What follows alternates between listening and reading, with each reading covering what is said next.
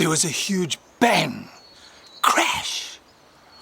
All the Songololos in the family woke up. It was a huge noise. What happened? Nobody knew what had happened. They all lay in their beds in that compost heap, wondering what had just happened around them. Then they heard the sounds of others of the family moving. Let's go check, something's happened. They quickly ran outside, snuck out through the compost heap and looked around. To begin with, they couldn't discover anything. They couldn't see anything different, anything wrong. And then one of them looked over to the side where they normally don't go, because there was a big wooden fence there. The fence was gone. It looked to them like the fence had just fallen right over. It had crashed down, and there was no fence between the compost heap and the big open grass field on the other side. Wow! Look at all that space for us to go and play.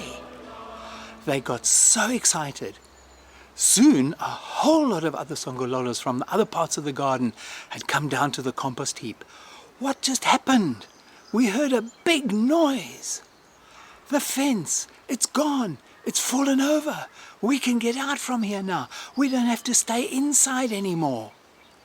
They were so happy. One by one, they crept over, but first on top of the fence, walked over the fence and down the other side and into that massive big grass field. And it wasn't just the children. It was the mums and the dads and the neighbors and the friends. Everybody seemed to be out. And the sun had just started rising. Well, that day was a day to remember, because everybody that was able to came out. Every Songololo there ever was in that garden was out in the field. The first time they were able to get there because the fence had gone. They kept themselves busy the whole day. They walked, they ran, they hid, they found new places to go. They did new things. Some of them even climbed up the shrubs to go and see if they could see even further. And in the distance they saw the forest. One day we'll get to the forest as well, they said. But in the meantime, they'd had such a good time playing in this new field that they could go into. A little while later, some of the adults said, look, we can't be so busy all day and not have anything to eat.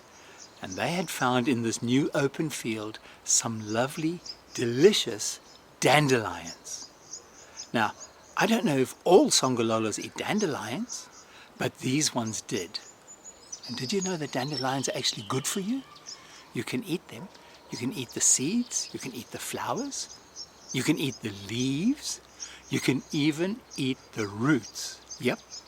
If you take the roots of dandelions and you put them in an oven and you bake them, they go brown, and then you can crush them up and you can make a drink out of them, nearly like tea or coffee.